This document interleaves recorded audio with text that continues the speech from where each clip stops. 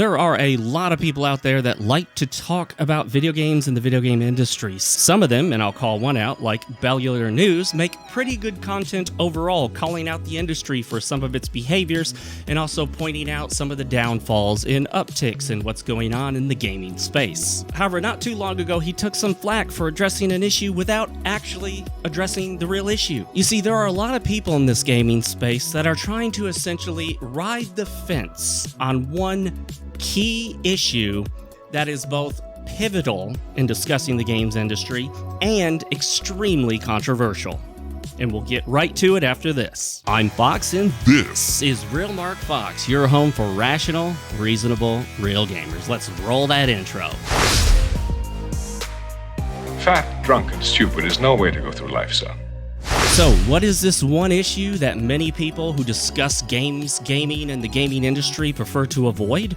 Well, it's an issue that divides people. I wouldn't say right down the middle, not by any means. I think the vast majority of real gamers, as I like to call you all, are clearly on one side, whereas there's a small, very vocal minority on the other side who occupy positions of power all over the gaming space, despite often not even liking video games, much less playing them. What? But this issue is absolutely critical, one of the most important, arguably could even be the most important for the future of games. Not just games themselves, but the whole gaming industry. Because we've seen a downturn. We have seen layoffs left and right, studio closures, big name AAA titles in the triple-digit millions of dollars in development funds fail. It does look like shit. How is it that AAA titles with over $100 million in development, with huge advertising efforts, are releasing to lackluster reviews and utter failed sales? Just say it. What? Just say it. I want to hear you say it. Well, let me tell you what it is. And it's one issue some people like to avoid, but you can't avoid it anymore. If you're not talking about it, you're not discussing the real issues at play. That's a bold statement. It is wokeness. Oh my God!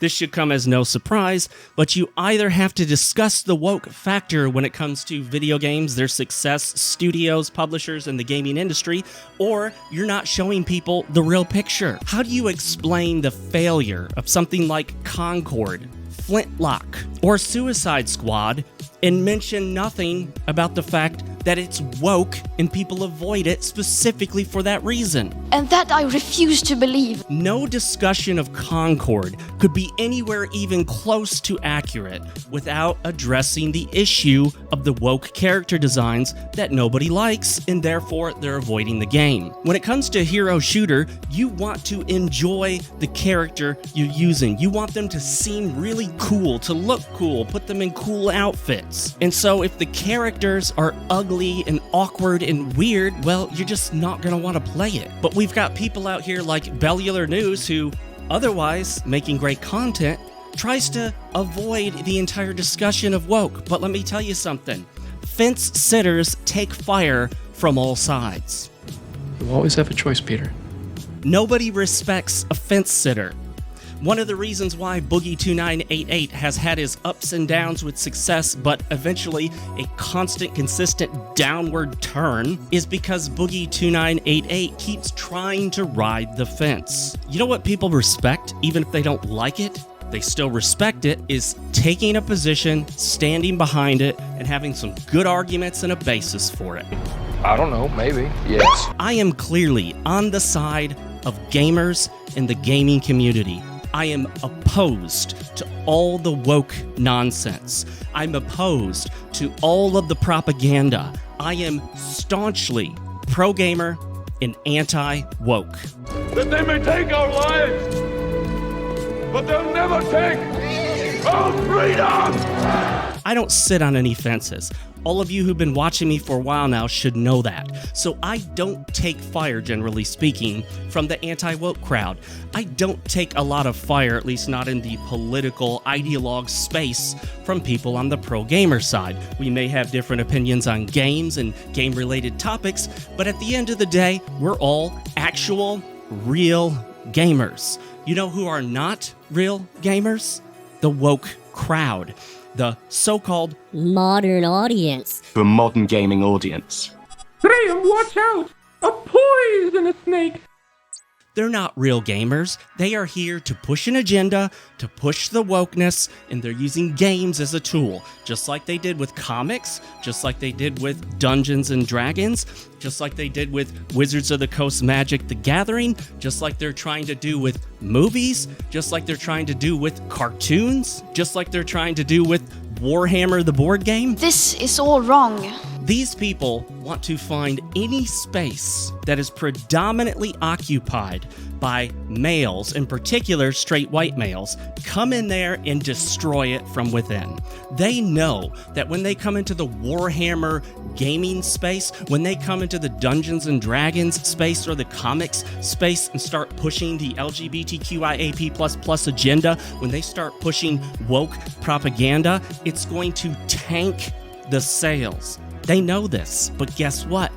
They don't care if the industry goes under because they don't care about the industry. They care about the propaganda. And if they can't push their propaganda in comics, they'll take the whole comics industry down. If they can't push their propaganda in Dungeons and Dragons, they'd rather see the whole Dungeons and Dragons scene burn. And in like manner, these people do not care about games or the gaming industry. That's why they don't mind when it fails. They don't care if a studio goes under. They don't care if a game flops. What they care about is pushing the agenda at any cost, and that includes pushing the agenda while standing on the ashes of the very video game industry they purport to care for, because they don't. So if you're out there talking about video games and the video game industry, but you're not addressing the woke issue, you're not telling the truth.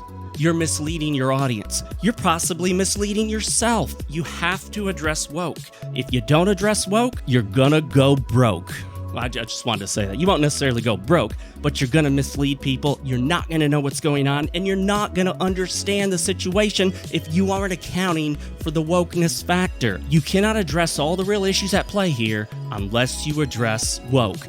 Pick a side, get on the side, and have some valid reasons for it. Don't sit on the fence. You're just going to draw fire from all sides, and you're not going to know what's really going on. So I raise the woven goblet of enemy tears to outing all the anti-gamers who are here among us, outing the woke crowd here in the video game space, and eventually driving them out. And I will drink to that. Ah, those woke tears are salty indeed.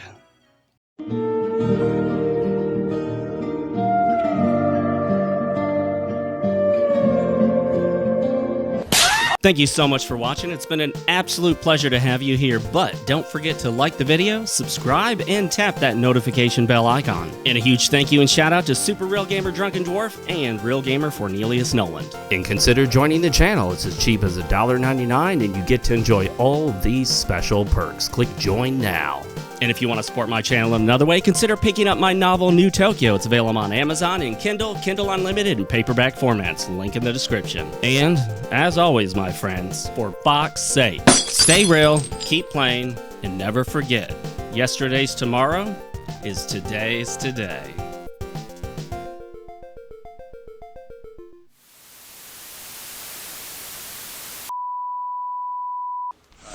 Thing sucks!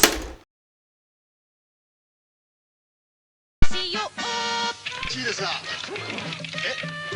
玲子ですか？もしもし。午後7時32分。